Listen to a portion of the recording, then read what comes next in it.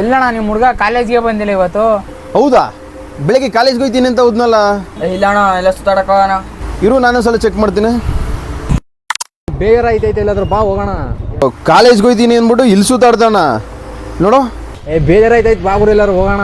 ಅದ ಹೆಂಗಣ, ಅವ್ನು ಅಲ್ಲಿರೋದ ನಿಮ್ಮ ಮೊಬೈಲ್ ಗೊತ್ತಾಯ್ತದೆ. ಇದನ್ನ ಅವ್ನ ಮೊಬೈಲ್ನಲ್ಲಿ ಏರ್ ಡ್ರೈಡ್ ಅಂದ್ಬಿಟ್ಟು ಒಂದು ಆ್ಯಪ್ ಇನ್ಸ್ಟಾಲ್ ಮಾಡ್ಕೊಂಡಿದೆ. ಸೊ ಕ್ಯಾಮ್ರಾ ಮೇಲೆ ಕ್ಲಿಕ್ ಮಾಡಿದ್ರೆ ಅವರ ಮೊಬೈಲ್ನ ಕ್ಯಾಮ್ರಾ ಆಕ್ಸೆಸ್ಸು ನಮ್ಮ ಮೊಬೈಲ್ನಲ್ಲಿ ನಾವು ನೋಡ್ಕೋಬೋದು.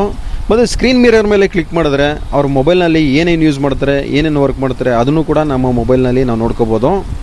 ಮತ್ತು ಲೊಕೇಶನ್ ಮೇಲೆ ಕ್ಲಿಕ್ ಮಾಡಿದ್ರೆ ಅವರು ಎಲ್ಲಿದ್ದಾರೆ, ಯಾವ ಲೊಕೇಶನಲ್ಲಿ ಇದ್ದಾರೆ ಅನ್ನೋದು ನೋಡ್ಕೋಬೋದು. ಮತ್ತೆ ಆ್ಯಪ್ ಮ್ಯಾನೇಜ್ ಮೇಲೆ ಕ್ಲಿಕ್ ಮಾಡಿ ನಿಮಗೆ ಬೇಕಾದ ಆ್ಯಪ್ಸ್ನ ನೀವು ಬ್ಲಾಕ್ ಮಾಡ್ಕೋಬೋದು. ಅದನ್ನು ಓಪನ್ ಮಾಡಬೇಕು ಅಂದ್ರೆ ನಿಮ್ಗೆ ಪರ್ಮಿಷನ್ ಇಲ್ಲದೆ ಓಪನ್ ಮಾಡೋಕ್ಕಾಗಲ್ಲ. ಮತ್ತೆ ನೋಟಿಫಿಕೇಶನ್ ಮಾನಿಟರ್ ಮೇಲೆ ಕ್ಲಿಕ್ ಮಾಡಿದ್ರೆ ಆ ಮೊಬೈಲ್ಗೆ ಬಂದಿರೋ ನೋಟಿಫಿಕೇಶನ್ ಎಲ್ಲ ನೋಡ್ಕೋಬಹುದು. ಹೌದಾ?